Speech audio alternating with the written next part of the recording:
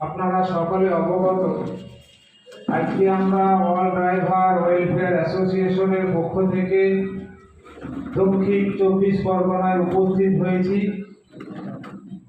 দক্ষিণ 24 পরগনা জেলা সভাপতিকে সাংগঠনিক অ্যাপয়েন্টমেন্ট লেটার দিতে।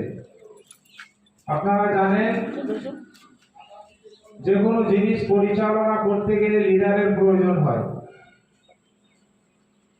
আর যিনি লিডারশিপের জায়গায় দাঁড় হবেন, যিনাকে লিডারশিপের জায়গায় দাঁড় করানো হবে বা যিনি লিডারশিপের জায়গায় দাঁড়াবেন, তিনাকে একটা সামাজিক স্বীকৃতি, যে প্ল্যাটফর্ম থেকে দাঁড়াবে সেই প্ল্যাটফর্ম থেকে একটা সামাজিক স্বীকৃতি দিতে হয়।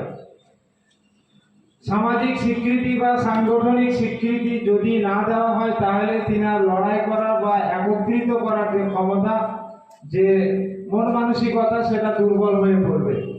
অতএব তিনি যে সংগঠনের একজন লিডার, সেই লিডারশিপের তিনি যে সংগঠনের লিডার, সেই লিডারশিপের জায়গায় কাজ করতে গিয়ে তিনাকে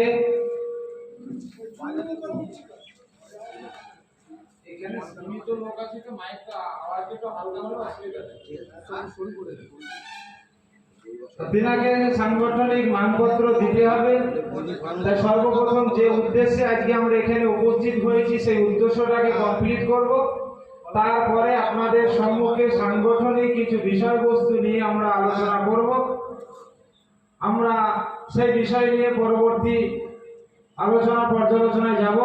তা সর্বপ্রথম